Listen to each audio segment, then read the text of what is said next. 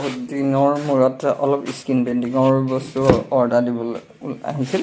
সেই অৰ্ডাৰ থকা স্ক্ৰীণখিনি এইখিনি চাওক। এই 3টা ফুলৰ স্ক্ৰীণ বনাইছিলোঁ। এইকেইটা ফুল হৈছে। এইকেইখন স্ক্ৰীণ মোৰ ৰেডি হৈ গৈছে। এইখন স্ক্ৰীণ ৰেডি হৈছে।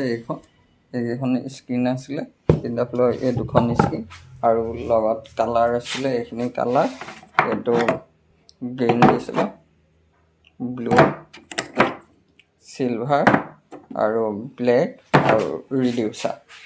এইখিনি অৰ্ডাৰ আছিলে। সেই অৰ্ডাৰখিনি মই এতিয়া পেকিং কৰিবলৈ লৈছোঁ আৰু স্ক্ৰীণখিনিও ইতিমধ্যে হৈ গৈছে। এতিয়া আপোনালোককো যদি এনেকুৱা ধৰণৰ স্ক্ৰীণ কেতিয়াবা প্ৰয়োজন হয় আৰু প্ৰয়োজন হ'লে মোৰ লগত যোগাযোগ কৰিব পাৰিব আৰু এনেকুৱা ধৰণৰ স্ক্ৰীণখিনি আপোনালোকক যোগান ধৰিব থকা হ'ব। আজি অৰ্ডাৰ বস্তুকেইটা ৰেডি হৈ গ'ল। এইখিনি আজি অৰ্ডাৰ থকা বস্তু।